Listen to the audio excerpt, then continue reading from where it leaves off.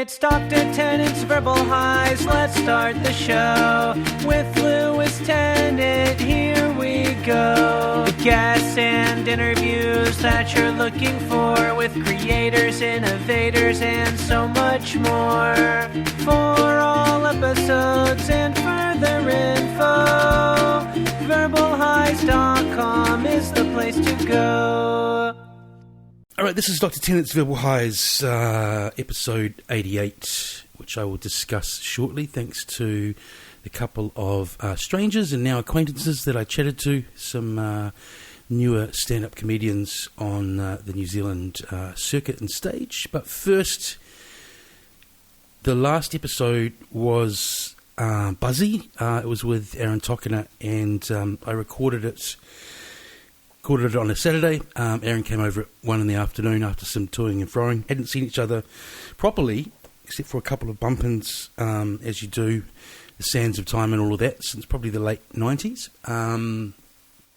And that episode really affected me before the news came the Saturday following that Aaron had passed away, despite, to my knowledge, him knowing nothing ill of his health, and certainly sounding in a really positive frame of mind about life, the universe and everything the week we chatted. So it's taken me a long time to figure out what I want to say here. I thought about posting on the show page. I really planned something and then screwed it up and threw it away.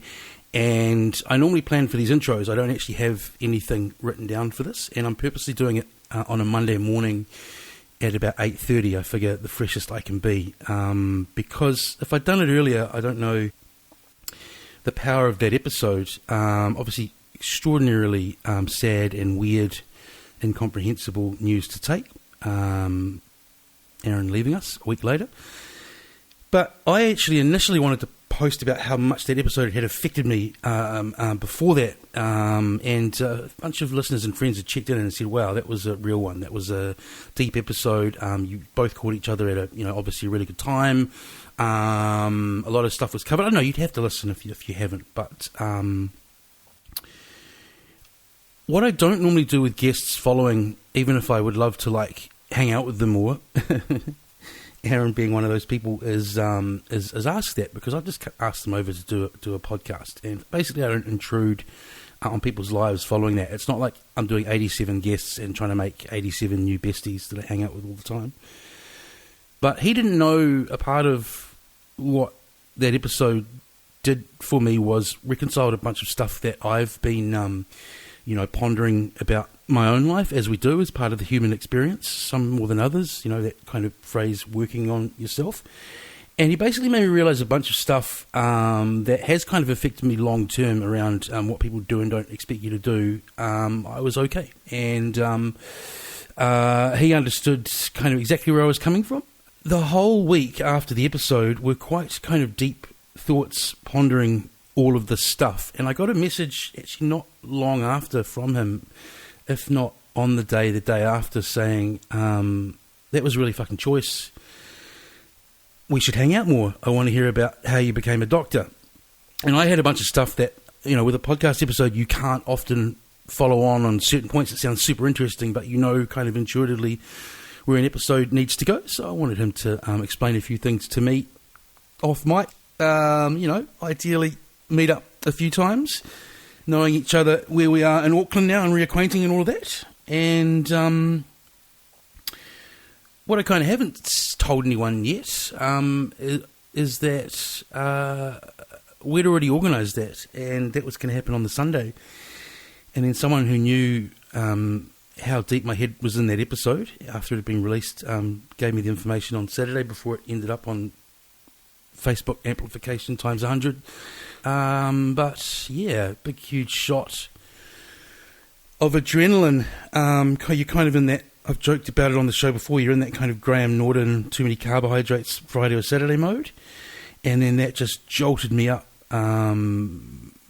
in a way that's kind of indescribable. This has been, I've been lucky in my life with whānau and so on in terms of being affected by death, by passing. I have quite a young family and so on. So this is actually one of the these moments that's most affected me in life, full stop, because of everything I've described thus far, which I probably could have done, as I say, more eloquently, more planned. I was, before the news, I actually did kind of, not normal cry, I kind of wept at some of the things Aaron and I had discussed. And then we had a really sort of quite funny moment in that week, because we talked about how we're both emotional reactors, and he posted the episode up on his Hoary Buzz page and basically said he really enjoyed the chat with me, but typical kind of self-effacing Aaron. He said, I don't know what the point is, it seemed kind of counterproductive talking about myself when we just come out of lockdown. And so that was an emotional overreaction to me. He had listened. And so my emotional overreaction, because of everything I just described, I've been thinking about the episode. This is only the 2 days up till I released it on the Monday. I was totally bummed out, and I sent him a private message saying that, people really connected with it. Someone called it beautiful, thank you, Stephen, and I told him it doesn't come off as him kind of big noting. It's us connecting post-lockdown. I'm reading now, and audiences need connection at the moment. Also, when you listen, Aaron, you'll hear the fruits of an experienced captain. Me kind of saying I record an okay ep and edit it, don't mind myself saying so. This is an artfully handled podcast ep, and your input was engaged and warm and insightful, but not once were you egotistical or self-serving. We democratically unpacked ideas together while having a few good laughs. Then he replied, well, that's really fucking choice, bro, thank you. 3 kisses, may I say. And then the next thing I wrote is, the out of it thing is, I spoke to your concerns way before I knew they existed. I used the word democratically in the intro when talking about our chat. So the punchline is, good to know we both truly give a fuck about these things, meaning how these kind of things we put out in the public, are perceived and are crafted. He said, absolutely, bro, I wholeheartedly agree. Then some nervous days passed for me. Then from Aaron, bro, I listened to the podcast today, back to front, fucking awesome, bro. I loved it. What a great convo. It went all directions so easily, bro. Beautiful. And the way you talked it off at the end, Aroha, brother, felt that. Sure, brother. It was nice, bro. You have a beautiful way, Lewis. You always have. Yeah.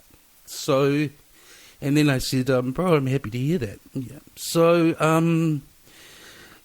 silver linings. I've reacquainted with a bunch of people. There's lots of people in your life that it's just the sands of time that you lose touch with. So just reconnecting via messages with people from that era of Wellington's been really good. And a lot of people had heard the episode also and maybe didn't even know that era of that we talked about in Wellington or know of Aaron, but they reached out because they sort of knew that I'd be quite affected by what I'd heard. And just in the last couple of days, Aaron's partner, who I've not ever met, has reached on out, Karma, and so kia ora to you, Karma, if you happen to be listening. I'm going to reply properly as I said. I hope that's... As I say, I had to do this now. I've actually been... I was going to go on this huge creativity kind of gung-ho thing post the energy I got from the episode with Aaron, and particularly where the podcast was concerned, and I've actually been, it's gone the other way, so it's nice to get an episode out today, and I purposely made it something very different. I chat to 2 comedians whose combined age, I worked out, is my age, Matt and Renee, Matt Coombe and Renee Church. I put a notice up on the Facebook comedy page I'm on, and Matt reached out. He's the youngest comedian on the circuit in Auckland. Then I asked good old Lovegrove for another recommendation, and he said Renee. This is Dr. Tannen's Verbal Highs. Is this all good? Yeah, you sound great. Is this You told me you've been to radio school, so that really you can't, if you mess this up. If I'm bad at this, I'm going to fail with the podcast. Where'd you go to radio school? Tauranga. Oh. Radio school in Tauranga. What's it called? New Zealand School of Radio. How long? It was like a 6-month course. And did you want to be in radio? Yeah. And what happened?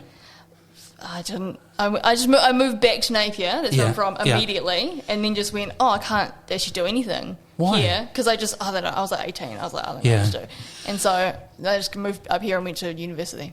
I just realised the way I said that sounds kind of accusatory, but what happened? That's a good question. I ask myself that every night.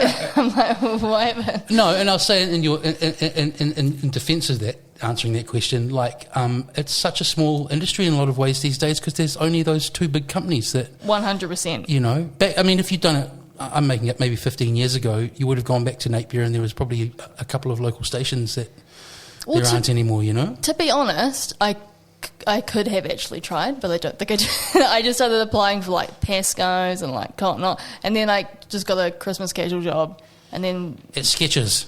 That's where I work now. Yeah, that's where I work now, and that's that's the dream. Well, if Britney Spears, she endorsed them. Yeah. Every single kind of average female artist has endorsed them. Ringo Starr's endorsed them. That's pretty cool. Oh, wow, that's the best Beatle. I know. Well, that's the one you'd expect to do it, right? Yeah, this is my list of questions. Oh, okay. I can't wait. I knew about the Sketches thing because it was one of your gags last week, and I thought you were really good, actually, when Brendan said, I'll see if Renee's keen to do it, and I looked at who you were. You were one of the stand-up performers from Sunday, and I would, if I hadn't have thought that, I would have said nothing. I'm not one of those... Okay. What do they call that? Praise where praise is undue. Noses. Brown noses. What does that mean? Seems racist, eh? What does it mean? Does it mean like kissing butt?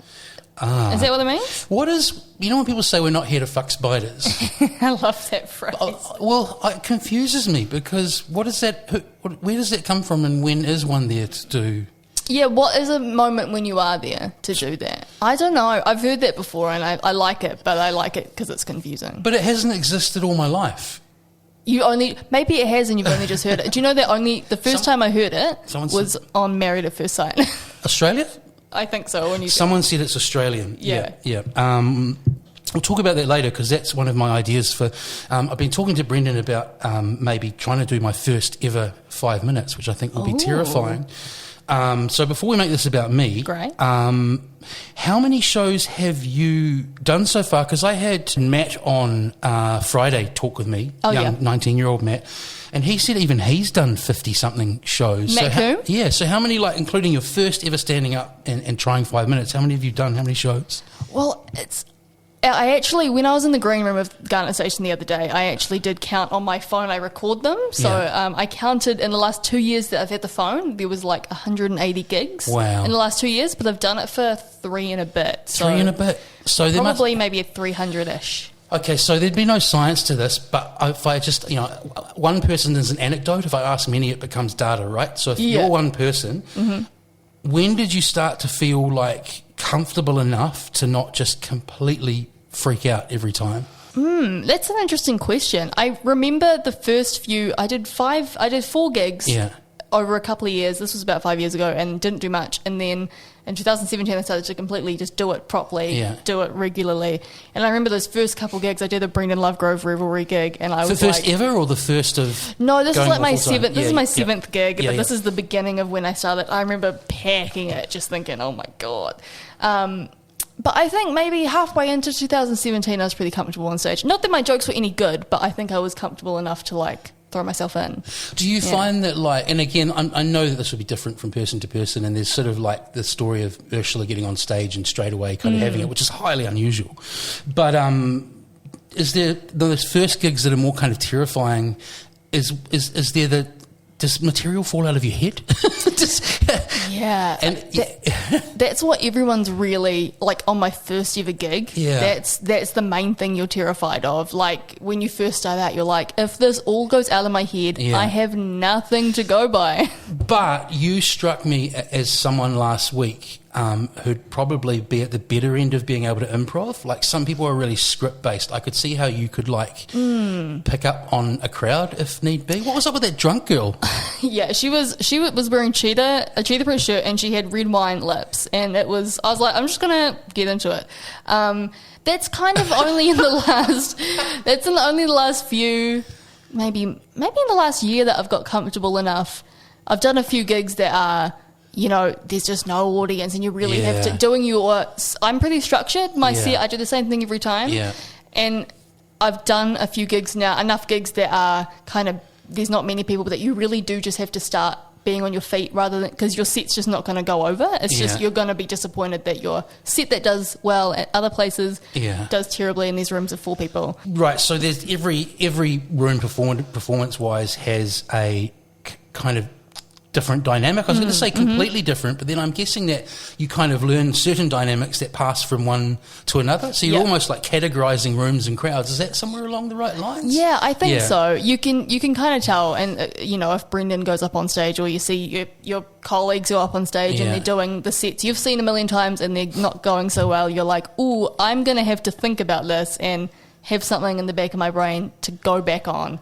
And then people will come to you, I'd imagine, and within the community, and who's performing that night, and say, this crowd is that night. Yes. So you all work as a team in that way as well. But then you can be surprised too, because you can see it go terribly and you're like, oh my God, I have to go out. And then you go out there and you go okay, and you're like, oh, it depends. Like, I've seen some of my friends with the best material do terribly, and you're like, I know that's good material. It was just the room, it was just the night. Yeah. And there's so much to that. What's going on in a city, what's going on in a world, what's going on in people in the audience's lives. Definitely. What happened just before the gig, da-da-da-da-da. I'm fascinated, and the reason I've asked both you and Matt about it is because it was such a, shall we say, unintended feature of last Sunday at Garnet Station was Brendan's friend telling him every time he got up that she had undying love for him. Yes. But it then spilled out over to the other performers. But I'm kind of fascinated by hecklers anyway. Like, do they just piss you off? They do. I'm very because your whole thing. Sorry to cut you off. Your whole thing's like preparation based, right? Yeah, and I'm definitely preparation. I'm more able to be on my feet a bit more now, but I am very just like do my set. But I'm lucky. I don't know what the deal is, but I don't get heckled very often, and it's because I look very young and I look quite innocent, and it just looks like people just want to let me do my thing. And I'm not very antagonist, so I don't get heckled. But I have a few times. But are we saying that hecklers have got not morals? Hecklers have got. I'm trying to think of the word. Like standards? No, standards is wrong. Because you're doing the most obtrusive thing at a show, but even they have some kind of sense of self-awareness in terms of who they should heckle and who they shouldn't. When you're sitting in an audience, you can vibe on the person, and some people won't like you, but they don't say something, and other people are more vocal about it. If like some comics are really intense and they're really they've got a lot to say, and sometimes that's like what the audience wants to see, and sometimes it's not, and then people will be vocal about it if they really disagree. Well, someone's doing crowd work, kind of heckling is a part of that, because it becomes, some people do a show of just riling up a crowd, right? Yeah. So you've got that as well now, I think about it, who comes before you, who goes afterwards, in terms of what's programmed. And you say, like, because you look really young, so I deduced from looking at what you've done, like you'd be mid-20s? Yeah. Right. But then on stage, you don't come across young at all, so I don't see how people would perceive you as really young. You don't sound like an 18-year-old recalling an 18-year-old's life, just to pull an age. So, those two don't really reconcile the way I see it. Well, I think I'm a woman. I am a woman. Actually, when you started, maybe 21, 22 would have been different. Yeah. Well, no, I'm a woman, and my material isn't too... Like, obviously, I believe in female rights, but I'm not super feministy on stage. Yeah. So I don't think there's not a lot to push back on for what I say. Do you know what I mean? I'm definitely not a clean comic. Yeah. But I just don't think there's... Not to say I haven't been heckled before, but... Well, that's what I mean with all of those things you're talking about, your style. You definitely hold your own on stage, which I'm saying someone a lot younger may not in those situations. Last thing on hecklers, just thinking as things you mentioned, we've talked about... by the way, Brendan messaged me afterwards and said, if you are going to do 5 minutes there, because that's the room he suggested, he said, it's not always like that with her, and all I said was like, she's probably got a pretty rough Monday ahead of her, man, so I get what was going on. But I was just thinking the gender thing there, since you brought it up, not in terms of performance, I would have thought heckling was more a dude thing, but there we go. We had her. Is it men and women equally? I think it is. No, because I just think drunk dude. Hen parties will go off. Well, they're no good for anything you perform. Any kind of performance I've done in my life, I'm sorry, hens parties are generally at the bottom end of... Listen, they're having the best night of their life, but at a comedy show... Not always your best friend, but that's okay. Because stag parties can be just as awful. Having run bars and done things around entertainment for years, any bunch of a single gender out on the lash is generally not a good bunch of people. Exactly. establishment. It's like a classroom. You put people with their friends, and they're just a nightmare. Yeah. But then going too deep into this, I mean, if I have been to stag parties, and they're not ones where we kind of like dress the dude up and then handcuff him to stuff. So there's a whole other thing there outside of gender as well. Exactly. It's who your crew are. So where did the desire to do stand up come from? Because I mean, I think about my creative exploits, and I kind of remember the origin story of a lot of those. So what made you think, I want to do that? I can do that. That's another one. I want to, and I can. Those are two different things. Okay, well, start off with I want to do that. I remember even like as a 12-year-old really wanting to do stand-up, watching 7 Days, and just thinking, they're so clever. How do they do it? That's awesome. I want to be known for that. I want people to be impressed by me doing that, you know. And I remember being really into comedy during high school, really into Seinfeld and Sarah Silverman, and a lot of New Zealand acts as well. You're a drama kid at school, eh? No, here's the thing. I did drama. I did speech and drama outside of school, but that was literally just me and a teacher and another student just doing prose passages of Anne Frank after school. Yeah. Like that was, not very. It's not very like. So there wasn't the classic like drama clique at your high school. You didn't get I didn't get the attention for that. I just got I just did it after school, and I did drama for every year, but I was never. I just did it because I wanted to be funny. Yeah. And the teacher would be like, "Well, this time you guys have to do like a serious thing," and I'm like, I didn't sign up for this. Yeah. I luckily had a teacher who said, it's actually very hard to be funny, Lewis. So, some people do drama. Anyway, sorry. So this is you decide you want to do it. You see 7 Days, you're doing stuff at high school. Yeah. Yeah. I was always I wanted to be the centre of attention, but I never had the confidence to be. So I was I've heard the phrase introverted theatre kid a lot. That was probably introverted extrovert. Yeah. Yeah. But I've always wanted to stand up. I never really had the confidence. Went to radio school. I did a bunch of things to satiate my creative, you know what I mean? Hang on a sec. So you went to school in Tauranga? No, I went to school in Napier. And you did uni up here. Mm-hmm. You might have already mentioned this. Sorry if you haven't. Where did you grow up? Where was school in Tauranga? In Napier. Yep. So the next thing I'm thinking is there probably wasn't a kind of stand-up scene in Napier anyway for you to. Yeah. No, not at all. And I went to Tauranga. Is there now? In those cities? Great. Yep. So you went to Tauranga, Yeah. And then I moved up here to go to uni, but to do stand-up, because that was the only place I could do it. Great. So, it was, Napier didn't have any, it has a scene now, which is awesome. No scene when I was growing up, though. But uni must have provided other fruits, not just stand-up. Like you enjoyed the course you did? And yeah, it was good. You did comms, eh? I did do comms. Yeah. How did you know that? Did I say that? Probably. No, because I research my guests. Gosh, what's I asked you to send me through stuff, and you sent me all of your podcast episodes and said, just listen to those. I was like, I'm not going to take that as narcissism. I'm going to take that as short planning and thrift. She has no press pack. I cannot listen to 874 podcast episodes. Well, I was like, what can I send him? I'm like, my podcast. It's perfect. It's so colloquial. We'll talk about it later. No, it's great. It is. Anyway, it is. Sorry. Hang on. So you're in Auckland, so you come there to do stand-up. Amazing. So in year one, bright, bushy tail. Actually, you're not straight out of high school. You've done 6 months of radio school. So exactly. but I think there's something, going straight out of high school to doing stand-up. It'd probably be even more full on. So you've kind of seen a bit of world out of school. And how do you find what to do here? Just find the classic online and... Yeah, well, I had a couple of friends who were comedians. I kind of made friends with that group a little bit and then signed up. No, I just had friends in Auckland that were just doing comedy. Oh, yeah. And then, my friends had emailed Scott and, so that's what everyone does, did it, and then got a spot. And my first gig, I don't even think I wasn't really funny. Like, I tried to be, and I wrote stuff that I thought was funny. I don't think I got any laughs, but I did it. Yeah. And then I did a couple of gigs. It was like, I did 3 gigs over a year, 2 years. It wasn't immediately. And they're 5 minutes, eh? That's the sort of international bottom line. 6. Yeah. Why 6, not 5? But anyway, I don't know.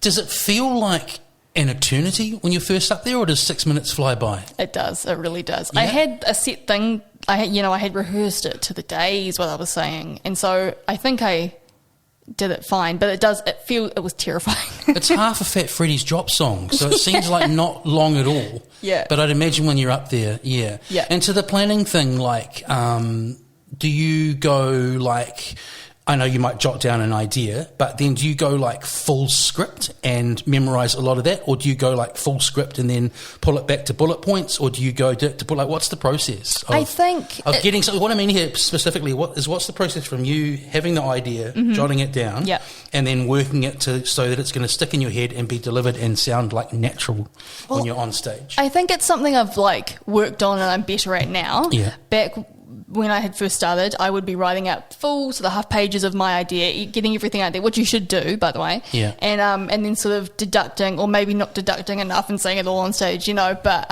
nowadays I can sort of like think of a joke, kind of whittle it down enough, and then try it on stage. But I'm more comfortable doing that. Whereas for maybe the first 2 years, I was really strictly writing everything down, really strictly practicing it and going out, you know? See, I've not Googled this at all. I guessed that process because when I started writing down ideas, which I have been, I was going to full script. And then the reason I was pulling them back is I was thinking, well, I'll sound like I'm reading a Shakespearean sonnet or something on stage. Is my thinking right there as to why you pull them back? You just want the main hit lines and definitely. You want to get as many laughs as you can. So editing is always your best friend. Like you can always edit to make it to get to the point. You know what I mean? Like, but you only you figure that out on stage. You'll do a new bit that you've just written, and you'll be like, okay, that was good. I could see that these 3 things got the laugh, and these things didn't really do anything. So then you can go back and be like, oh, I could take that out. You know, like it's just really, you only really get that once you do it. You know? I don't know how much of the whole shows you guys catch, but do you remember the dude last week saying, oh, I've completely forgotten the end of my bit? Yeah. I actually kind of admired him for doing that rather than kind of stumbling around and just like he would have fallen into more of trouble territory, I think, if he'd tried to maintain the charade. And as soon as it was said, it was like, oh, okay, well, that makes total sense. And then he pulled off the rest of the time. Yeah, I've so many times I've literally just forgotten a bit I've done a million times, and I've done the joke before and done the whole thing and said it the way I love to say it, and then my brain's just gone and I've said, hey, I don't remember my next joke. Like, I'll just be honest. I'll be honest. I have no time for, like, faking So what's the etiquette there? If you just get to 4 minutes and just completely... Can you just walk off, or are you expected to try and do the 6? I just thought about what he did and keep going. Like, you're supposed to try and... At a gig like Garnet, you definitely could do 4 minutes and then peace out. That's so-and-so always craps out at 3 minutes. Honestly, like, it's better to probably cut yourself at the point then like dwindle for 2 minutes and then be like, what is he doing? You know, at the classic you probably want to go to like 5 minutes, 5.5 minutes. But at other open mics, it's basically your time to just figure it out, you know? You know what I just realised is probably worse etiquette? Tell me if I'm wrong here. You don't want to be the person who always tries to go to 8. That would be... Is that worse? The person who just won't fuck up at the end? Yes, especially if it's like they're bombing or they're saying offensive that's stuff. Ego. That's an ego issue, you know? You got to like that. I mean, Shivers, it's kind of a little bit of a... I mean, stand up and ego are probably... I'm not going to get Freudian here, but to go too long is like you still have to fit into the world 100% of performance 100%, and comedy. Yeah. There's nothing worse than someone going really terribly and not realising and going over their time. But, I mean, we've all probably done it once, but it's just... I'll tell you, it's funny, and it sounds like I'm mining you for advice for me, and maybe I am slightly. But one thing that made me totally laugh when I rang and asked Brendan, because I can't remember, we've known each other for years, but hadn't seen each other for about 20 years. He came on my podcast a while ago, and we got chatting about it, and he said, I think you might be quite good at it, and I just left that for about a year or two, and then I thought, someone like Brendan Lovegrove tells you you're good at comedy, that's like...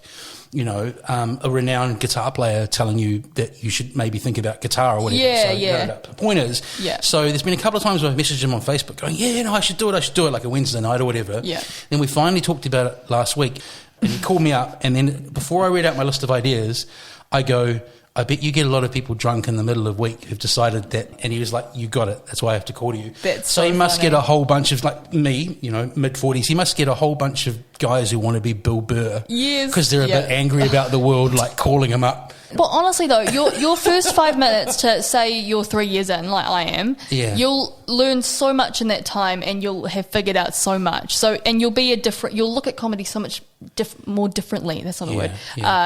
In that time. So it's just, you're starting it now. You will. don't be hard on yourself. Don't critique yourself too much because you'll learn. There's learning to I do, think you know? I'll be filling a demographic that's been woefully inadequate in comedy for the. What middle-aged white guys? That's the first thing I thought about. Is Thank like, God. I'm on the. Yeah, that's right. You guys need to hear more from us. So how does that work with material? Like, do you have a sort of a informal policy as to when you retire some stuff, when you bring some new stuff in?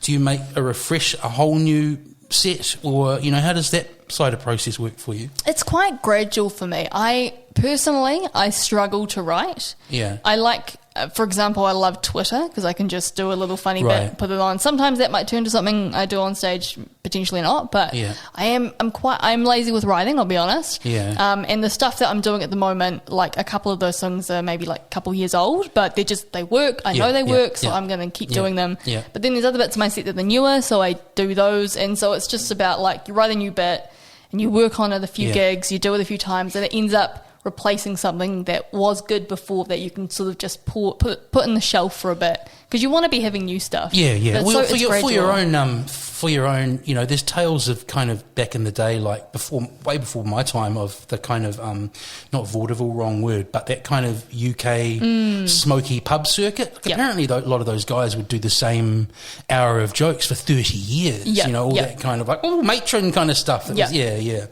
And with Twitter, like, because my thing is, I guess the way you gauge it is like response, right? Likes and so on. I'm sort of been the same for years. Nothing to do with stand up. I like crafting words and writing and putting ideas out in the ether. But I suddenly thought, shivers, I'm like giving away all this intellectual property to Facebook, but not just that. More specifically, I was thinking, do you worry other comedians might steal parts of your bit if you're just posting stuff up? And I mean, yes. If I saw that on the circuit, I'd be like, "Hey, it's my tweet." And I'd just show them. But I think my Twitter may be a little bit more separate to my comedy, and I think that's probably happened after me doing comedy for a while, and they just kind of become separate. Because I was tweeting in high school. I've been tweeting for years, like it's a career. But I think we had some Apple IIes in a room when I was at high school. Yeah. And so you said something about persona or whatever. What's different about you on stage to you in everyday life? I actually don't know if there is a difference. That's good. I think that's good. To be honest, I kind of even wish I had a different stage name. I think I'm probably a little bit too, because there really is that whole thing of having that persona, that unpenetratable persona that you can lean on. So you really reckon that's amazing? That's similar? Because I think so. I mean, I don't know. Well, this is kind of performative now, so I wouldn't know, right? True. I'm very fake right now. You wouldn't know. Yeah, right. Okay, what I'll move to next, what I want to ask is, what about your family background? Are you from a family of performers or funny people or both? Matt said his grandmother started doing stand-up. Yeah, I was talking to him last night. Before we talk about you and what I asked, he is missing a marketing scoop there. I know. Those two need to do a show together. That would get press. It would. But then I was thinking about it when I was that age, I don't want to do anything with my family, 100%. Especially not on stage. Yeah, I mean, have you seen her perform? No, I've heard that she's super funny. I saw him last night. No, he's got competition. I know, I've heard about it, but I think that would be if you want to hang out with your if you genuinely want to hang out and do comedy with your grandma, do it, because that's hilarious. Like that whole duo would be hilarious. It doesn't scream 19-year-old male out on the town though, does it? But isn't that great? Yeah, isn't that so funny? Look, the press guy in me, the how do we get this, exposure from years of doing gigs and stuff in other realms is like, mate, you could do so well with that. Anyway, to you, family of singers and players, performers, an uncle like Fozzie Bear, joke teller, anything like that? Well, my uncle is Fozzie Bear. Okay, no. I looked at your hair when you said that. Exactly, my ginger roots. My family are pretty just regular white folk. They no, none of my family are performers. My brother's an artist. He's a painter. So it's there. It's somewhere. I'm a nature nurture guy, but I think nature is a part of it. Yeah. No, my family. Growing up in Napier, I just had a pretty normal upbringing of just my family and school, and my parents just work regular jobs and stuff. So didn't come from a like some big theatre family with like. Of course, the big entertainment, the Marineland closed down, didn't it? So I know. So there you go. I know. R.I.P. Good if you're a dolphin. Not so good if you're seeking family entertainment in the Hawke's Bay. R.I.P. Kelly and Sheila. I think those were the dolphins' names. R.I.P. It's a sad story. And so, what did they think? Not the dolphins, but what did your family think? I want to be a poet, a stand-up comedian, a guitarist in a rock band that's going to become really huge. All those sorts of things. Yeah. How did that go down? I think, I always was into comedy. My parents always knew that, and I always wanted. I remember telling my mum when I was in high school, I said I want to do stand-up comedy, and she laughed, which wasn't the laugh I wanted. But very good. My parents, I won't let them see me do stand-up. They never see me do stand-up. Really? Yeah. Wow, there's a story there. That's what's happening right now. But I'm sure they would love to see me do stand-up. The therapy sessions. Yeah, I need to get into therapy. But I think they're really supportive. I think they would love to see me do stand-up. But I have a full-time job, so I think they're not too worried that I'm just a struggling comedian. They're always encouraging. They always ask me about it. So would you like it to become, like full time? Obviously, doesn't mean 9 to 5. But would you like that to be your main income and gig? It would be really cool. Yeah, it's a wee way off, but it would be cool. And you say it's a wee way off. It's the other thing I wanted to ask about. What's the kind of trajectory here? Because I tried to get Matt to touch on it, but I know from other creative endeavours, there's a point where, and actually my master's thesis was kind of about this, about exploitation in creative industries. Yeah, a lot of these things where you're your own kind of like manager and unit as well. Like, how do you know when to turn around and say, basically, if you pay me, so I need to be paid for this now?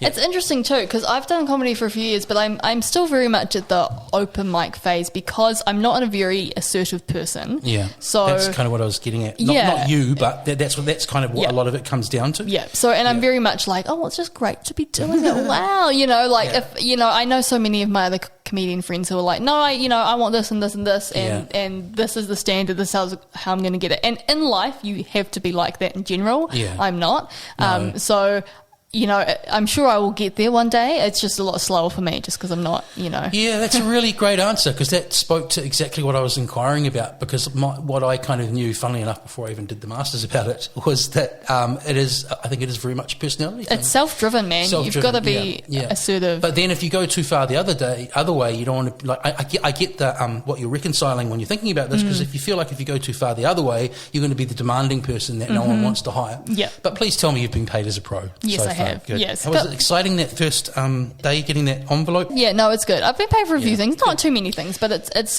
certainly quite cool to get a little bit of extra pay in your pocket for doing something that's fun. And then I'd imagine that, because coming back to the reason I asked that was you talking about wanting to make this a viable career, is the next step is if you wanted to do something like 7 days, even though obviously it doesn't really exist as it did now, you kind of have to be pro, wouldn't you? You need to negotiate those steps to be taken seriously at each part of the game. Not only pro, but proactive as well.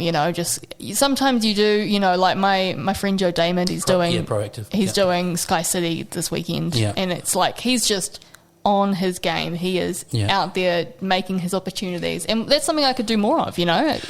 Do many of you guys, do people get managers in the end, or is this country too small? I think people get agents. Yeah, people get agents. Probably the better. Yeah, a few people I know have agents. It's not everyone though, but it's a few people who are wanting to do acting or are really wanting to get their foot in the door with commercials, that kind of thing. I'll tell you, man, we're in a very lucky spot in the world with everything that's happened in the last few months. I know. But having said that, take this for example, the sort of people I interview on this and my approach to it, if I were in like LA or New York or some big city, I could probably, if I spun it right, kind of make a living off this with ads and stuff. But the thing in New Zealand is always going to come back down to numbers, right? Exactly. So unless I start interviewing All Blacks and da-da-da-da-da, I'm always going to be on that sort of...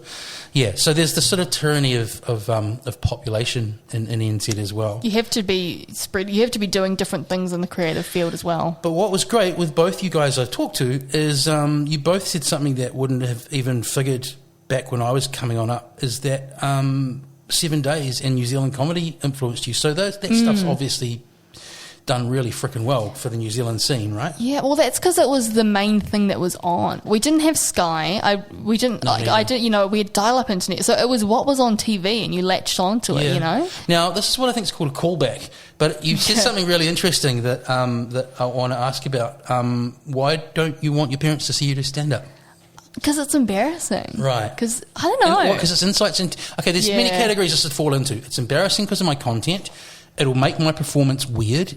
That's for sure. The second one. Yeah, I'd be like that as well, I think. I mean, like, my brother has seen me do he's seen me do a roast battle, and he's seen me do a... brother would be less full-on than parents. No, my brothers are very cool. And so my brother's seen me do roast battle, my brother's seen me do a hour-long show in Wellington with my friend. And I think both times I didn't do as well just because I was, like, a little bit under pressure. And I wanted to do well in front of him because I want to, he's going to be proud of me either way. But I want him to see it and go like... Older brother. Yeah, older brother, yeah. So I'm happy to have him here, but then when I'm on stage, it does get into my head a little bit, I think. And with my parents, it would be double that. So is it something that's come up at, like, the dinner table, or is it just knowing that you don't ask why you don't go to... Well, no. For one thing, I don't do it in Napier, so... Right. But they go, when are you going to let us see you? And I'm like, never. No, I get it. I feel the anxiety because it's such a personal thing. And, like, parents are... I get it. Well, I love them. I love them to pieces. Look, totally. I get it why parents would be... It's just, because... it's just not for them. Now, the next question around that, we're going to leave your parents alone, is, the universal parents. If your parents listen to this, I don't mean your parents in general, performing parents. Yeah. Did you invite 10,000 people to your first open mic or nobody? I had like 6 friends from uni come, and I really liked that because I was packing it before. Yeah. Like, I was with my friend Hope, and we were sitting in the McDonald's at Brother Mart, and I was like, I can't do it. I'm not doing it today. I'm not doing it. But I had a bunch of friends, and it was like, I think it was really cool that they came. Yeah. Beyond that, I cannot get anyone to come to my gigs. They will not. They say, that's so cool. Oh, can't they never come to gigs? Really? Yep. No, you'll find that. Not workmates or anything. What do you mean I'll find that? I'm going to do one because. Well, if you keep doing it. No, the reason I ask is I told one couple, very close friends of mine, who I just intuitively went, right, okay. Anyone else I tell, I'm just telling, I'm doing it, not where and when. Yes. Because I don't feel comfortable about a whole lot of... because it's sort of like related to us talking about having your folks in the audience. I think just having any kind of level of intimacy with the audience on your first time is probably going to be harder than a bunch of strangers, do you reckon? Yeah, I really loved having my little group of friends in the front. It was really good. Not that my stand-up was any good at all, and if they weren't there, maybe it would have been fine, but the support at the beginning was good. Yeah. How's lockdown? Oh, lockdown was fun. Really? Because I didn't do anything. Here? Yeah. Did you work? Were you okay for income and stuff? Yeah. Luckily, we got the subsidy, so it was good. I just sat at my place here. Me and my partner, we hunkered down. We had another flatmate. She went down to Christchurch to be with her family. So. But she's not coming back now because you guys are moving, right? Well, no, she's got a different flat. She's got a different flat. Yeah. Okay. So you guys are going to the next level of living together alone. That's beautiful. I know. Isn't that crazy? Well, you know what's so funny about that is lockdown would really, I think, be a great decider for couples as to, how it's going. I know. I was nervous before because my flatmate said, peace out, I'm going to Christchurch. Yeah. I'm like, this could go one of either way. Yeah. Oh, look, the mental, that's one subsection of it, the Venn diagram, mental health. That side of lockdown, I think just the stories I'm getting from friends and stuff to do with all sorts of things, like... I've said this to a couple of people on the podcast so far. I hope that the government, in the short amount of time they had, did do some kind of mental health mathematics for where we are coming out of this. Yeah. Do you know what I mean? Yeah, not just the being with there's so many different scenarios. Like for me, living alone, the last couple of weeks, because I thought it was going to be a month, and I was all like, "Yeah, it'll be a month." And I started this online Facebook radio show, and went, "Oh, I'm going to reach out to blah, blah, blah." But then when it turned into 2 months or whatever, and we were still doing all of our work from home, the last few weeks were touch and go. Yeah.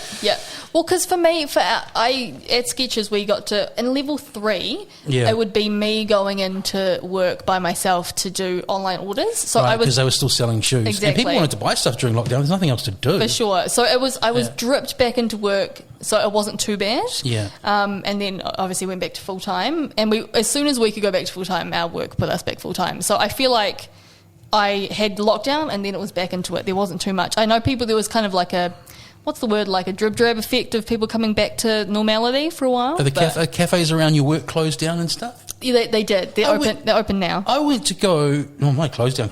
I went to go. Oh, right. I went to go to a place in the food court that I used to have lunch with my mum every week for about 2 years. Yeah.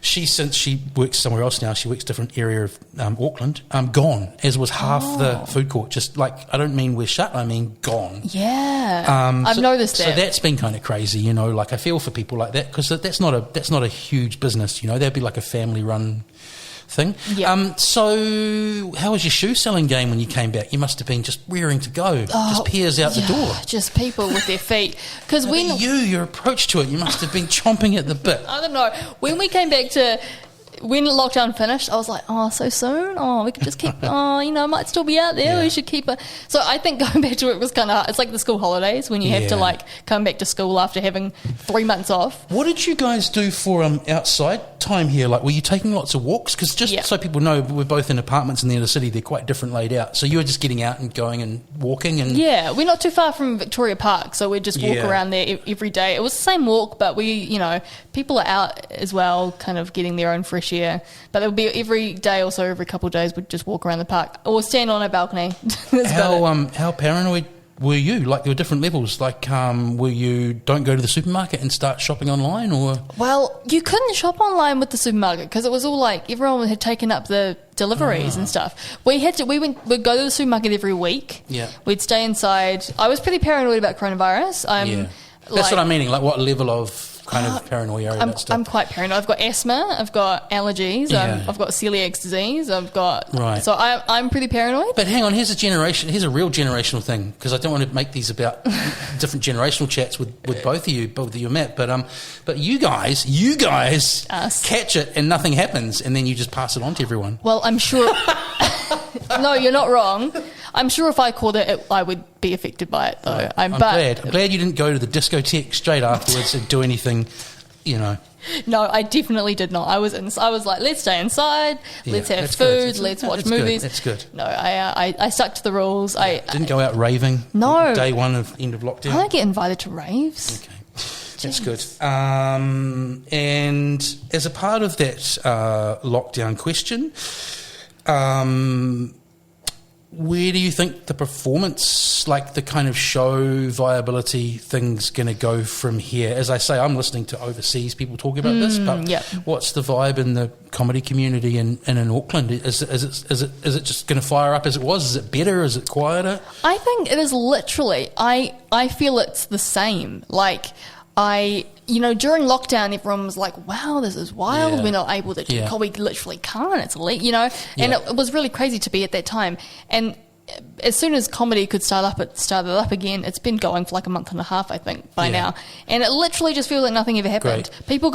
People are more than happy to go back to nothing ever happened, especially in New Zealand, because we're so lucky. No gaps of tables or anything, it's just as it was? No, nothing. It just feels like the same as it was. So where would you say are the key spots at the moment? Obviously there's the Classic, that's a given. Where else is kind of like, so not just as a performer, but just comedy nights in general, where's the good stuff in AK at the moment? AK, one of my favourite gigs in Auckland is Tabak Bar. Have you been to Tabak Bar? I've been to Tabak Bar to drink liquor, not to watch comedy. Well, there is comedy on there. There's comedy twice a week now. It's quite a small bar, eh? Yeah, but it's awesome vibe. I've usually had pretty good gigs there.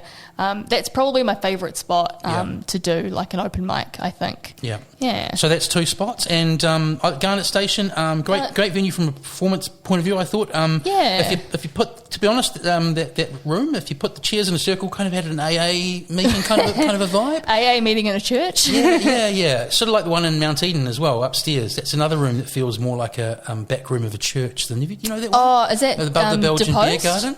Yeah. Depost, that has kind of like a community hall kind of vibe, like a camp vibe. They both do, to be fair. They both do. But I understood why Brendan said start off if you want to do this with the Garnet Station one, because there was people there and you can hear really well. And I think from the point of view of trying your first go as a performer, it's like you feel like you've got a crowd, but it's not overwhelming. That's what I took from it. Is that a good kind of summation of that space? Yeah, definitely. Like that spot's good because one of the hard things about doing comedy in a bar is that people sometimes the seating layout is terrible and they're all spread out and it doesn't pay off for your set. People can be distracted, eating, talking. But with Garnet, I think people they're listening. Apart from that lady who was heckling, so everyone, it's a very small room. People paying attention. Yeah, sorry, it's a very small room and it's set up completely like a traditional theatre setup. There's like, I'm going to say, I can't remember, 3 seats on each side of about 10 rows. So it's that very much, trying to think of the wanky theatre term for it. Anyway, it's that style of setup. I know what you mean. Proscenium arch at the front, seats at the back. Proscenium arch. Yeah.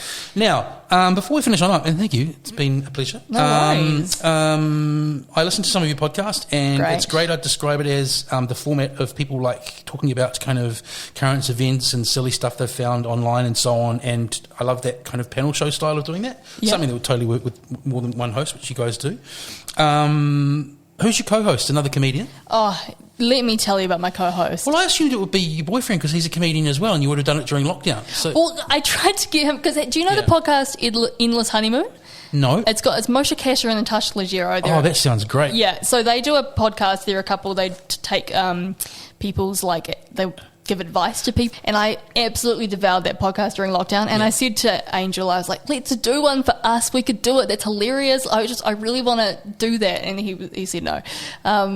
But so we'll get back to what the actual podcast. So how did you guys do it over lockdown? How did you guys? We just do it online. Great. We've got and we just keep doing it online on now. Zoom or something. Yeah, on Zencaster. Right, but you're sitting there live, each other in the like you can see each other, right? No, so we can just hear each other. Oh wow, I know, isn't that great? Yeah. No, so it's Ed Amon is my co-host. Yeah. He is phenomenal. He's so funny. Yeah. He's so organised too, which is great for me. Yeah. But he's a silly man.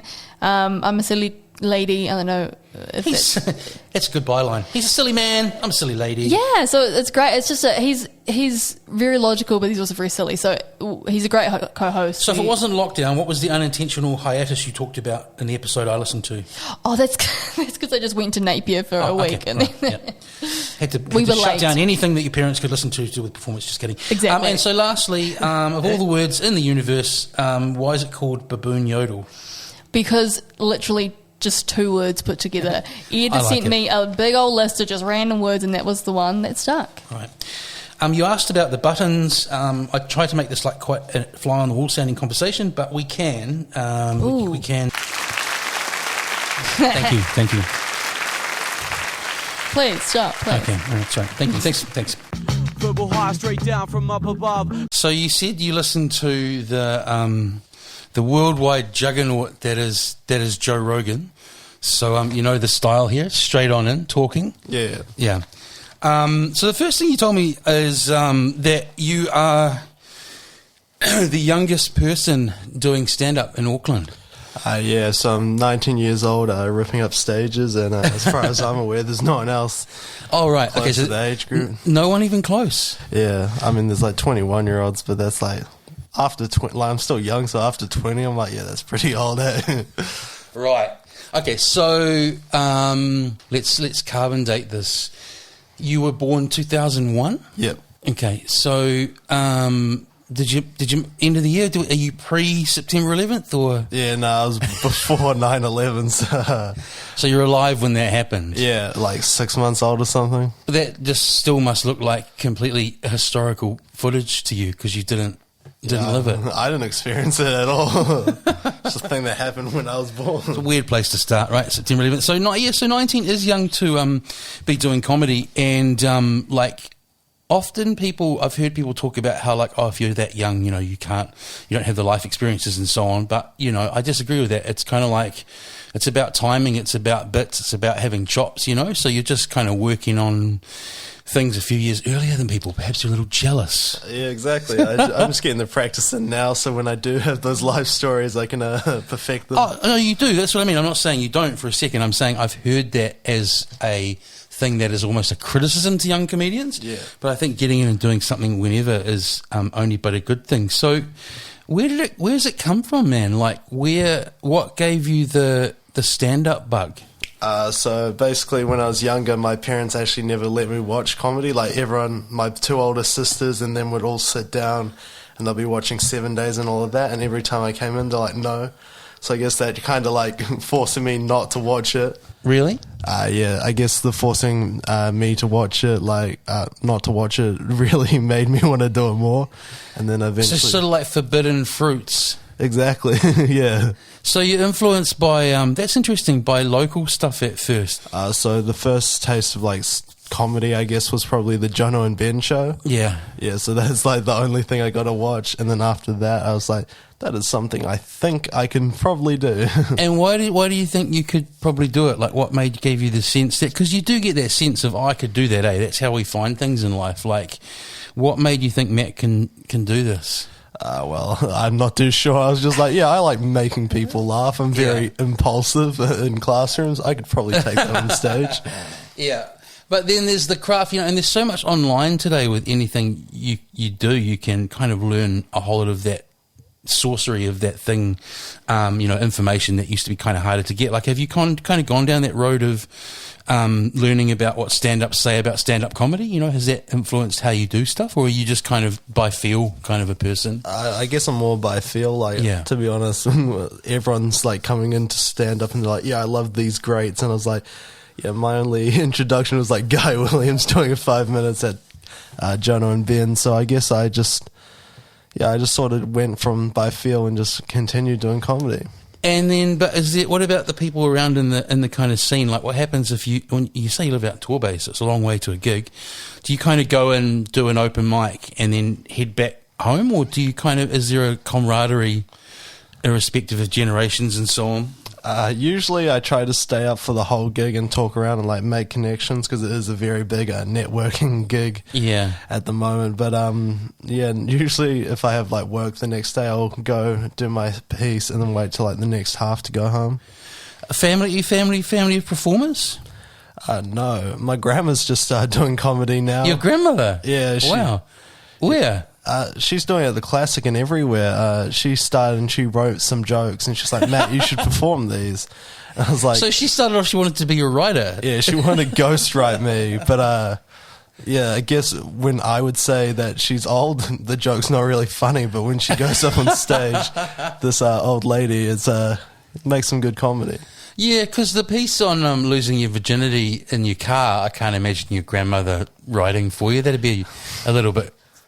strange, wouldn't it? Maybe that's where the Mamma Mia bit came from. Yeah, exactly. Really? So you could end up being on a bill? I mean, I don't know how you feel about that. That's an interesting selling point as a night, a double act. Exactly. How old's Nan?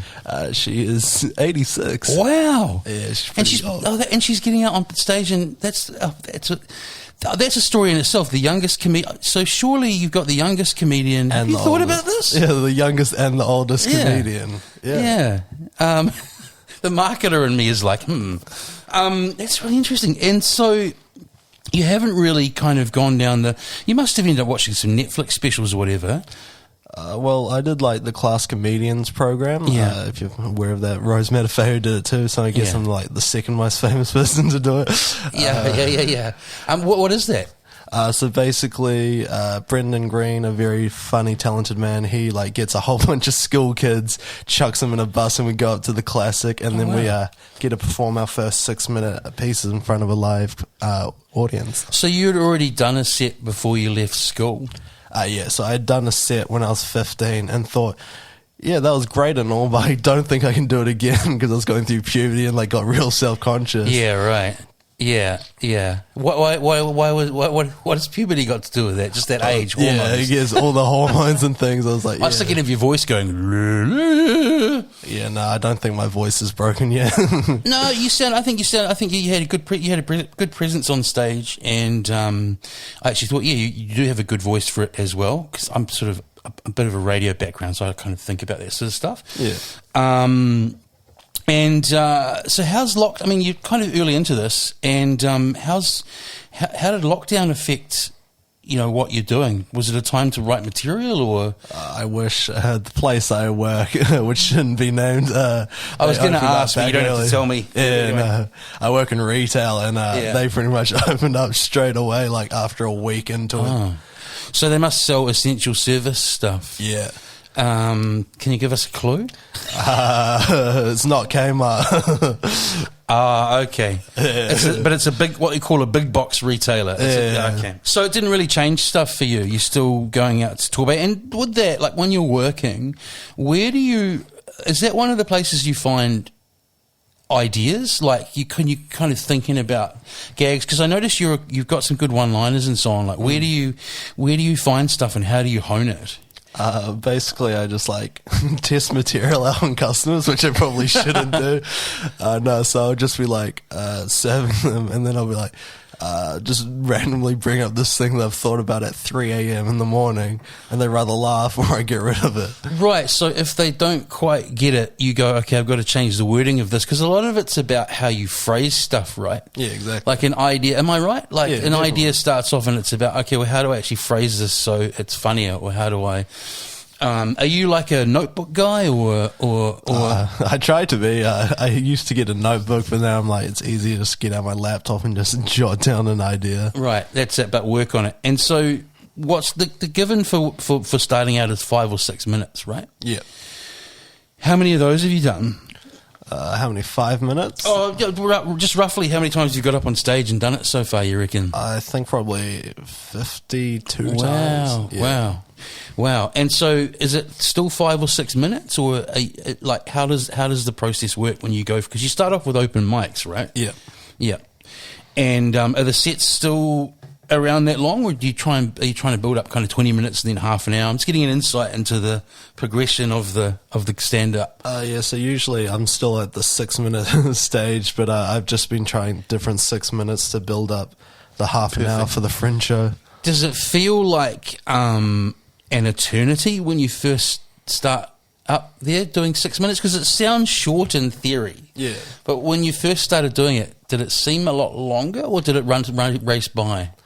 So basically the first ever gig I did, I had the most fun of my life, and I was like, shit, is that 6 minutes already? Great, okay. Felt like 2 minutes maximum. Great, okay, so you weren't too, like, there's not, because I imagine if you were kind of too self-conscious about this kind of script you've got, you could kind of crap out partway through, but... Yeah, that's so did you end up doing improv and crowd work and that sort of stuff? Or? I tried to do it, and then I realized I don't really like it.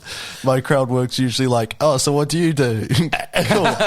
I don't know what half those jobs are, but like, good on you. I liked it. Your persona, that's it, on stage. Like you were actually really engaged with that audience in that clip you gave me, but in a really kind of low key way. It was kind of like, I'm Generation X. It was almost like Generation X.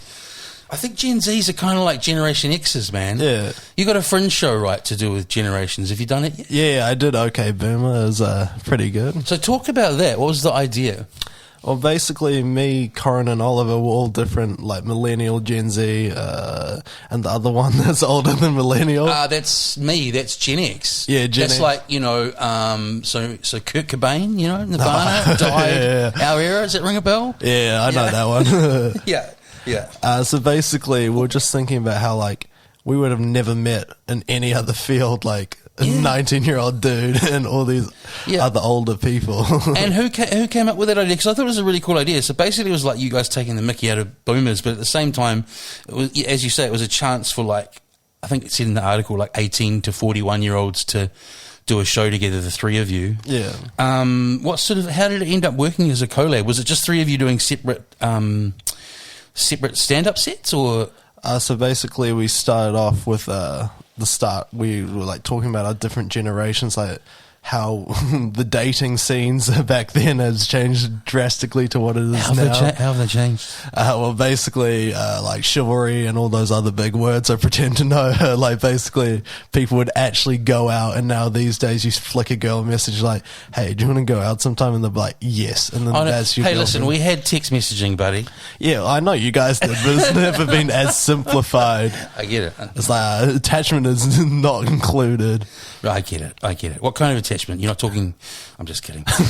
So you maybe not have even thought about that existentially about this, but millennials and Gen Z, I think often people like older people kind of confuse the two. I often feel like people who rabbit on about millennials are actually just talking about teenagers. Do you know what I mean? Yeah, almost definitely. I don't even think they realise Gen Z is actually a thing. Yeah, I get it. So, do you? And if you don't, it's fine. But I'm really interested in this. Like, do you see a difference between your generation and millennials? And kind of what is it? I guess like I guess all our Gen Zs, I feel like we're much into the protests, whereas like I feel like millennials are a bit lazy. Shout out to all my millennials. No, go for it. I don't know. I feel like Gen Z, like, I feel like, I don't know, maybe I just got into the protest scene later, but I feel like it's mostly Gen Zs and then a couple of millennials, like younger millennials, and everyone's like, oh, millennials complaining about like avocado and toast and shit. And I was like, fuck, can't even afford an avocado. Eh? That's it. I tend to agree, man. Like from what I see, I do. I think that this is a cheesy modern term, but it's kind of the more woke generation. Oh yeah, definitely. And I do see similarities between Gen Z and Gen X, and a lot of Gen Xers are actually Gen Z's parents, which kind of makes a lot of sense as well. Yeah. So the kind of millennial apathy, and you think, and why do you think that is for you guys? What's the concern? What's the rise up? What's the protesting about? Just everything in the political climate recently. I don't know. I'm not really that involved, but I just noticed like. Well, no, okay, but I'll simplify that. Like, what worries you, man? Like, what is the worries of a young guy, of a 19-year-old doing comedy these days? I mean, to be honest, I guess climate change pretty worrying. Like Totally. the Black Lives Movement, that's pretty shit at the moment. Yeah. And coronavirus kind of felt to me like almost like a dress rehearsal for climate change, in terms of like, if we don't sort things out, yeah, it will be pretty. The idea of being inside, up. for the rest of time. So, you talked about social anxiety, and like, I am someone who's done performance in different ways and shapes and forms. I kind of get that. Like, I'm probably more comfortable on stage with hundreds of people in front of me than in a lot of regular situations. Is it that kind of social anxiety, or yeah, it is. People like don't believe me when I tell them I have like social anxiety. Like, yeah. So I'll be up on stage and they're like, how can you do that? I'm like, well, they're easy. I don't see anyone and I get like reciprocation. So it is similar to what I'm talking about, because social anxiety takes on heaps of different forms, but I kind of pegged that when you said that, watching you on stage. But not with trying jokes out on customers though. Is it just certain situations of kind of more intimate?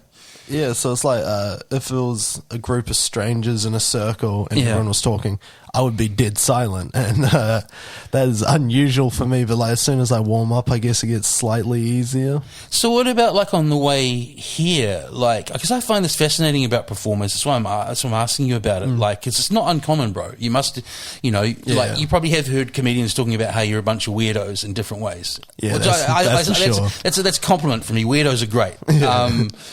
Probably talking to a fellow weirdo, but on the way here, is it like, do you have social anxiety about doing something like this because it's one-on-one, or is it just certain kind of things trigger it? Certain kind of things, like usually one-on-one's all right because it's like, yeah, we can talk, and there's like, I feel like there's going to be less judgment because it's just one person. Whereas if it was like three, and like it was three separate people and me, and you guys all knew each other, I'd be like, that's their clique. It's very hard to break into that. So I'd imagine that that the weed doesn't do good things for you. The weed? The weed? No, I don't know what that is. Okay, it just sounds like someone who's imbibed the weed. That's exactly what I can't. That's the reason I can't imbibe the weed. Weed is because of those sort of situations you talk about. Yeah, definitely. I just end up. Where did Lewis go? I went home about an hour earlier and didn't say goodbye to anyone. That sounds very accurate. So is this with the? I mean, shivers, man. It's like you're getting into this, and you've done 50 shows. So you're not getting into this. You're entrenched in this now. Yeah. But like lockdown having hit, and things being online now, and blah blah blah blah blah. There's not as much money, arguably, in arts and entertainment as there used to be. Yeah, definitely. What do you think moving forward, man? Are you going to try and make like stand up a full-time career, or this is a bunch of questions in one, man. And like part of it, I'm just interested to hear and like, how do you see things playing out moving forward after lockdown, like with kind of keeping on with a craft like stand up? Yeah, I've noticed that actually it's very surprising. Like all the open mics, they're getting a lot fuller because people are just like, well, we haven't been able to go. Let's go out and watch everything. Yeah, and you mean audiences as well? Oh, yeah, that's definitely great, audiences. Yeah. It definitely made me hungry for it. Like there was nothing like stewing away, working, and then spending all your time at home to be like, I want some sort of like, what's it called, like. Therapy. Yeah, exactly. I just want to say my therapy on stage. Yeah. And were you in lockdown with family the whole time? Yeah, I was with family. Did it nearly come to blows at points? I would imagine it would have in any social situation, but you held it down? Definitely. There's a reason I returned to work. Over lockdown, it was just the better of the two options. And so moving back, because I kind of asked you two things in one. Yeah, like, do you want to do stand up as full time as that can be? Yeah, I would love to become like one of the stand up greats and then continue it down and get all the careers branching off that, like most people becoming actors and going on Shortland Street and stuff like that. Yeah, so got high hopes. yeah, it's that balance of trying to do stuff for the because we've got to live, right, income. Exactly. And for the craft. It's really refreshing at the beginning hearing you say that you're influenced by a bunch of Kiwi people, because again, we keep coming back to generation and time. That sort of stuff didn't used to be on television. So do you see the greats? You're thinking of a lot of Kiwi people there, and yeah, I'm thinking like the guys like Montgomery Williams, all of them, like every Jack Ansett, Brendan Green, Lovegrove, everyone. It's just they're all great people, and like they've got the Kiwi humor. Like great. I don't typically like normal comedy. I go to stand up and I really struggle to laugh at like Netflix specials and everything. Yeah. Well, also you might have tapped onto something else. I got a buddy who goes to a lot of stand up and he travels a lot as well. So he's been to a lot of stuff overseas. So he's seen a lot of comics that I've seen through Netflix or whatever. And he's like, he doesn't like watching them, whoever they are, because he's like, stand up comedy isn't, you're meant to be in the room. So I think you're probably talking about a bit of that as well. Yeah, it's also like you go out and like Kevin Hart, he'll go up and be like, yo, what's up? And then everyone cracks up laughing. Whereas if anyone in New Zealand tried that, we have to rely more on our jokes because we don't necessarily have the like, I guess it's more mainstream. He's more like he's an odd one, man. He's not really my flavour of comedian, but he's almost more like just a sort of rock star now, or a superstar. It's more like seeing like an inspirational kind of speaker than a comedian. Yeah. Another thing, because I listen to like a lot of overseas podcasts, and a lot of them are run by comedians, because comedians are raconteurs, obviously, and so I got a lot of insight. Obviously Rogan's a good example we talked about in the lift, but a number of others as well. And they often talk about like comedians.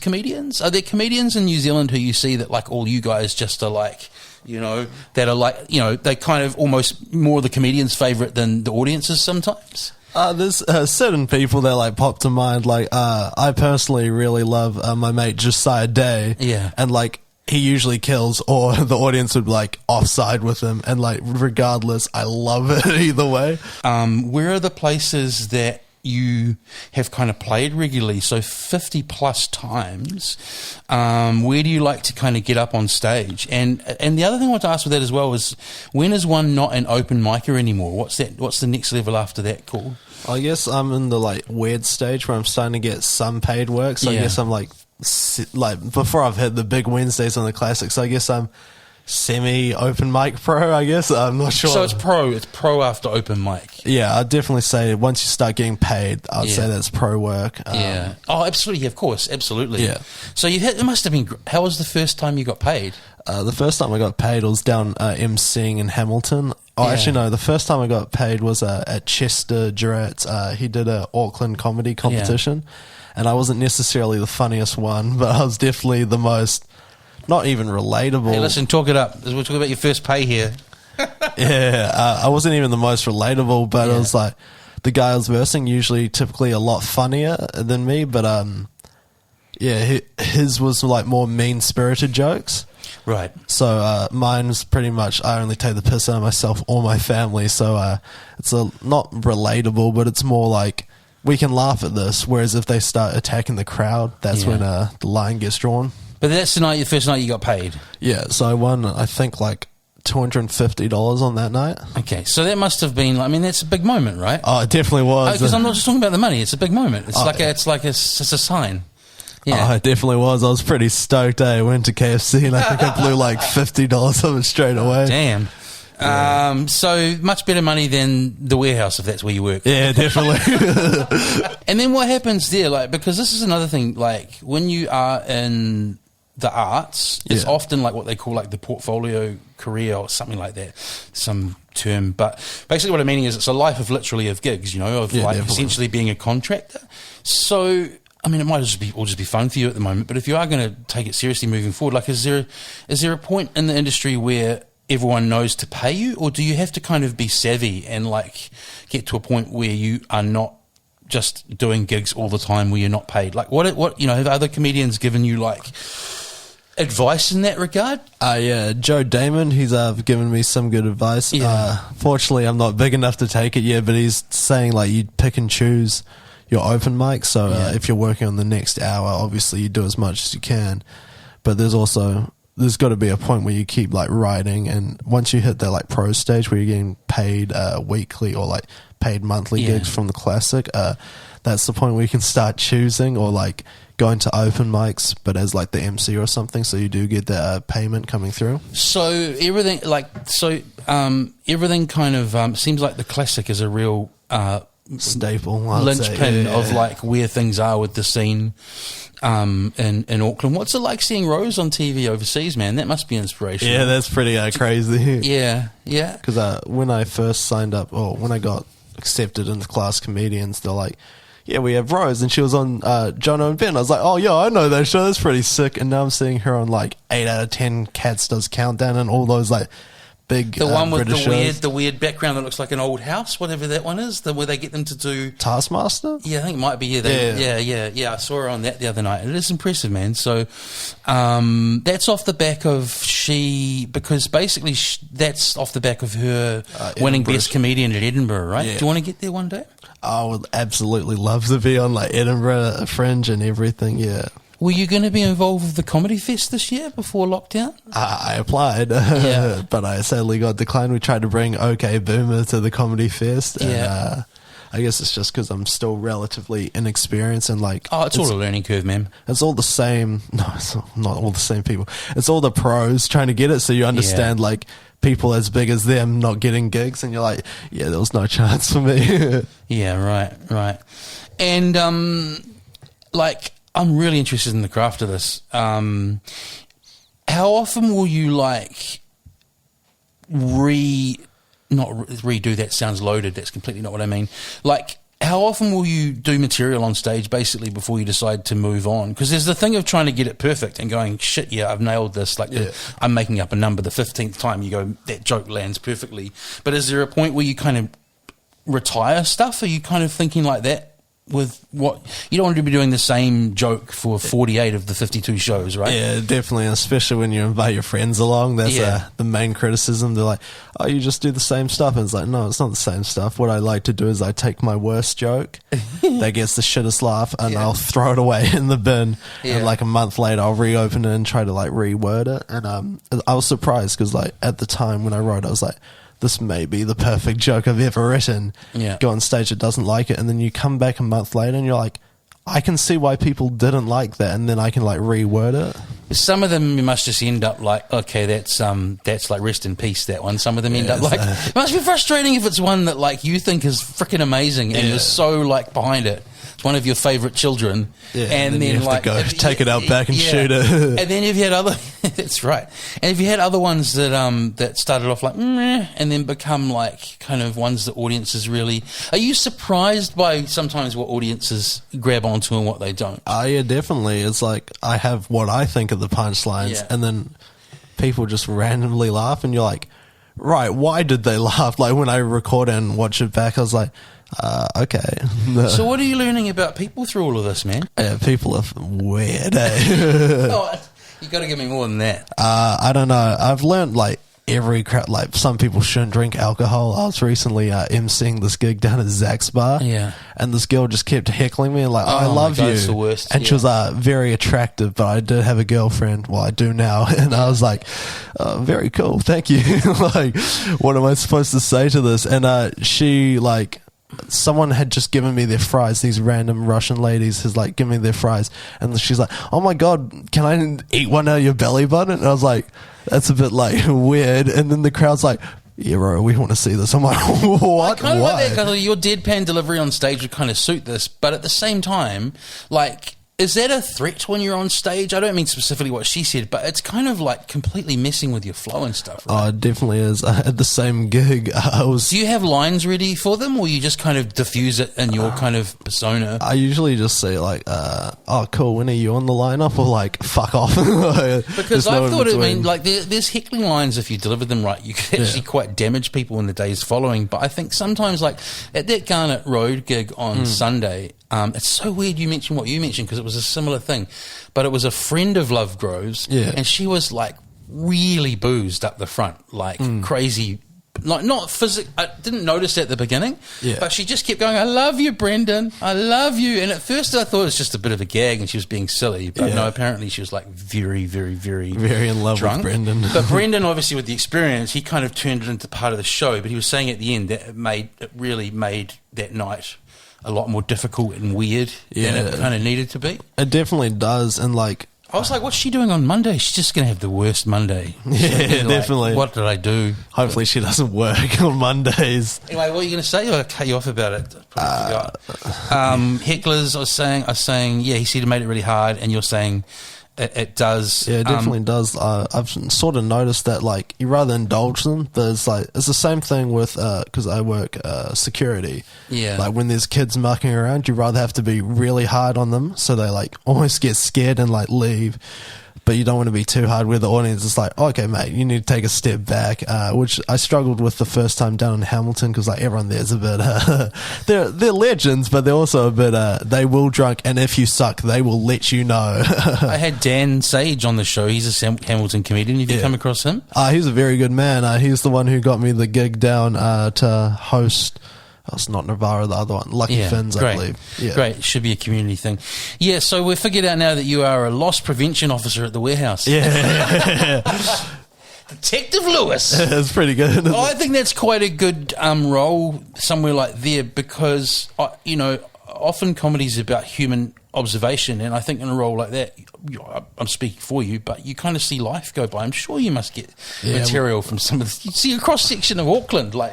Yeah, I don't know. I try to get material, but often when I'm on there, it's like pretty serious. I can't just be like, let me just get out this pen and draw down. I mean just people watching. Like, rather than stacking it, I don't know. I just feel like in that role, you've got time to ponder the world, like going by, because you are your job is to watch people, right? Yeah, definitely. So.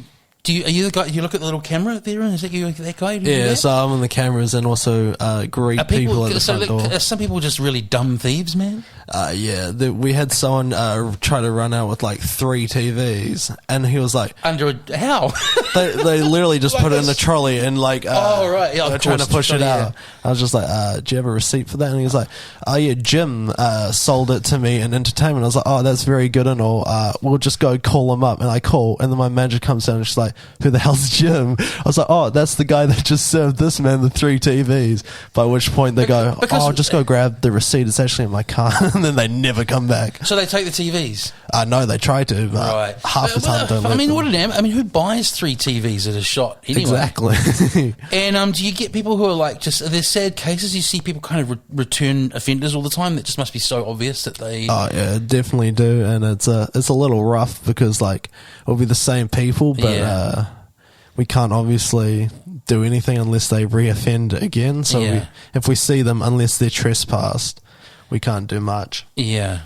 And then what about, like, your own safety and stuff? Like, you don't want to be in a role like that, kind of like, giving it all you've got for a $15 item if you end up getting, like, assaulted or something. Yeah, that's what's happening in Australia at the moment. They have to wear, like, bulletproof, or not bulletproof, stab-proof vest, because people are just pulling out switchblades and be like, right, you can rather take back these headphones or you can like not bleed out on the floor.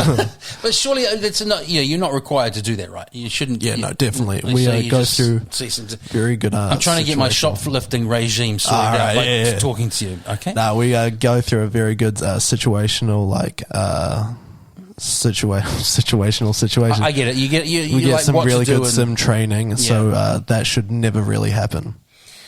Yeah. Enough said. Yeah. 3 TVs with no receipt. What do you think? What's the post-COVID comedy plan? So I'm planning to go down to Christchurch. I've been invited to go down there because they have the November Christchurch Comedy Fest type thing. Yeah. I think it's the Comedy Carnival. So I'm going down there and doing a 30-minute show with my mate Craig Westenberg. Yeah. And that's going to be good. We don't have a title for it yet, but he suggested, Craig, I'm about to Coombe. So I guess I'm just going to work on making a tight 30 minutes so we can do that split. And then with the tight 30, we kind of touched on it before. How do you prepare? If you almost script it like a play, you're more likely to forget it. Like, what I'm fascinated with stand-ups is the amount of planning that goes in beforehand. But the way I see it, and you can tell me if I'm wrong, is that it can't be scripted like a play, otherwise it's too mechanical, right? Yeah. So you see what I'm asking you there? Like, how do you get it at a midpoint where you don't end up on stage kind of freezing because you've forgotten the next line like it's Shakespeare? When I started, that was the biggest issue I had, was I had no room for heckle, because I'd be like, this is the 6 minutes, this is the laugh points, and then I realized very quickly that people will laugh at their own things, because they're like, oh, that's funny. I had this bit where I used to eat a really hot curry, and this lady just cracks up laughing. I was like, that wasn't the joke, but okay. But you tickled her. You had something there. Yeah. So it's just all about people's different experiences and what they enjoy. But my question more is what do you prepare? What is the prep before on stage? I'd imagine that you don't walk out with something fully scripted. Is it kind of a bullet points, main points to hit? Do you end up riffing around with the words?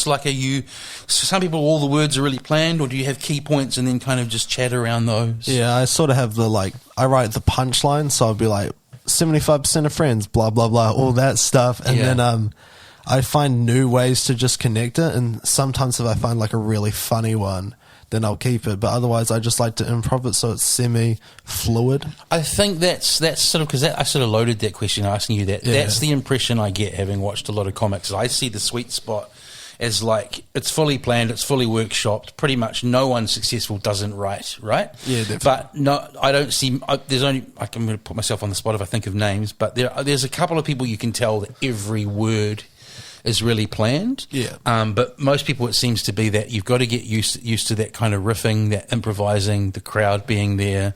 I mean, there's nothing wrong necessarily with planning, but if someone does heckle, or if there's something that goes wrong, it sort of throws you way off guard. Yeah.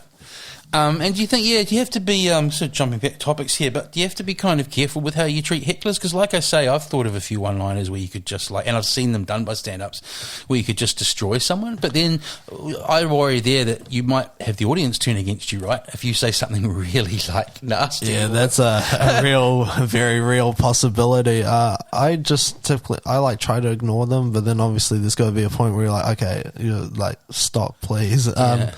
A favourite one, I recently did Lovegrove's Mount Maunganui competition. Yes. And I did the joke about, I have social anxiety. Yeah. And someone just shouts out, we can tell. And I was like, that's a bloody good heckle. So what I do is I try to make the audience side with me. Did you say that's a bloody good heckle? Yeah, that was a bloody good heckle. I was like, shit, okay. I didn't get asked to be attacked. So I just go thanks, Dad, and then move on. And that's enough. So Did everyone. You say thanks, Dad? Thanks, Dad, yeah. Everyone gets to laugh out. And then the heckler hopefully just leaves me alone and feels sorry. And they did? Yeah, they eventually did. It's such a funny thing, because it's I get why people do it, but I also am often really amazed at how they don't get what goes into everything we've been talking about, what goes into things beforehand. And then, like you say, I think some people, I think sometimes we just need to address New Zealand's underlying binge drinking culture. Because for some definitely, people, I think so they want to get involved. They're just out and it's like, yeah, I gotta say something. Yeah. Yeah, they're just like, yeah, I've had a lot to drink. You know what I should do? Say my funny opinions. Well, the thing with this, man, with you're talking about dealing with it. A bouncer once told me in a different capacity, not a stand-up night, but just a club or a bar or whatever, is one of the key things that he learned early on is like, you can't reason with a drunk. Yeah, I definitely. So, right, all of us, we've been there as people who have been drunk. Like, one of the things that a good bouncer knows early on is how to, almost like drunk person philosophy as a bouncer is like, well, you're not going to be able to reason with this person, so you got to figure out other ways to, And the last thing on that, man, is like, have you had weird moments where like someone's just fully gone in on the heckle with you and then you kind of see them later in the night and it's like you don't exist, like it didn't happen? Yeah, so... I know humans, I'm just picking human psychology here. Yeah, no, so the guy who heckled me at Mount Maunganui, he came up to me, he was like, bro, I just thought you were pretty funny, I just want to be like a part of that. Man. And that's I was like, nice, yeah. I respect that, but like... He's kind of saying, sorry, I messed up a little, I Yeah. got excited, yeah. And what about the cute lady, even though you had a girlfriend? So I didn't have the girlfriend at the time, but she was like, after the show, she was like, I'm leaving now, but I was the MC, so I couldn't go back with her. So I was like, damn. So you could have had fries eaten out of your belly button, which doesn't sound particularly sexy to me. It was not sexy. She Unless you're a also... food guy. Yeah, she also licked my belly. And I was like... She was like... I don't even know why. I took my shirt off and I had like the abs drawn on me, and she was like, "Is this during the show?" This is during the show. Oh, good. I thought afterwards with no, her. after, Okay, no, that's right. yeah. Because this story's getting a little weird. Well, I think you're just telling one part of it, if that's what the thing. So it was on stage, took it off, and she licked you while you're on stage. Yeah, so basically I did a shoey, was drinking a beer out of a shoe. That's a pre-COVID story. Yeah, no, I mean, it wasn't. It should have been. People could lick strangers' bellies. Yeah, well, I hope I don't have corona. Hillary, if you're listening, Anyway, I hope so you're doing best. a shoey? You're doing a shoey? Yeah, I'm doing a shoey, so I take off my shirt, have the bloody abs drawn on and everything. What's a shoey? So you pour a beer into a shoe. Yes, okay. Yeah, and then you just drink it out of the shoe. Yeah, so the top off's just a separate part of it. That's kind of I just took the shirt off because it was hot, because I've been drinking too much. You heard of the machine? I have not heard. Bert Kreischer? Oh, yeah, Bert Kreischer, yeah. Okay. Yeah. Okay. So basically, I got really hot because I get like real bad alcohol sweats. And people were just like, "Do you want a beer?" I was like, "Well, if you're offering." And then they just kept buying me beers. Like, they didn't realize that I got free drinks. So they just kept giving me Dude, you're going to be Albert Kreischer, I can. Yeah, I'm going to be an fries alcoholic out of your or belly, something. Yeah. Shirt off, abs drawn on. And she was like, "Oh my God, can I lick your abs?" And I was like, "No." And then one of the comics in the back, Jack Anser, he just yells, "Let her do it, you pussy." I was like, well, in that case, might as well. That's right. You can't let down your audience. Yeah, I can't let down my biggest comedy fan. So what's a week in the life of a young stand-up? You get the retail work done, and then, like, is your mind on kind of the craft all the time? So basically, I have this really bad thing where I will just wake up with inspiration That's not a bad thing? It's not a bad thing until half of them I write down and then I can't read them. Like, I've written them so tired, and I just like, what the hell is that?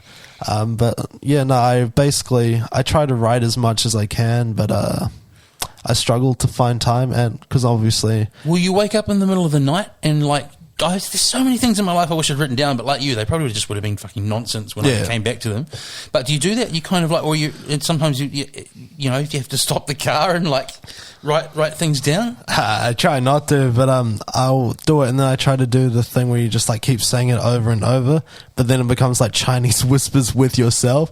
So recently I was trying to figure out this gag, and I kept saying it over and over, and I think it was like how baby trees were made, like bonsai, how they take like the dead tree bark. Then I got distracted with myself because I'm pretty sure I'm like a little ADHD, and then I started talking about babies. It's like, what if babies were made like the same way with like tree bark and things? And then just on stage or in the writing process? This is in my car, like on the way to work. Yeah. And it was very awkward because I don't know what the original gag was, but I remember telling it to someone and they said, "That's really funny." And then I ended up with some obscure bit about babies and baby trees. Sounds like the process, man. It's refreshing to hear. So thanks for coming in. I'm glad you got a car park that's not in the $20 million an hour one next door. Thank you for coming in. Oh, thank you for Cheers. having me.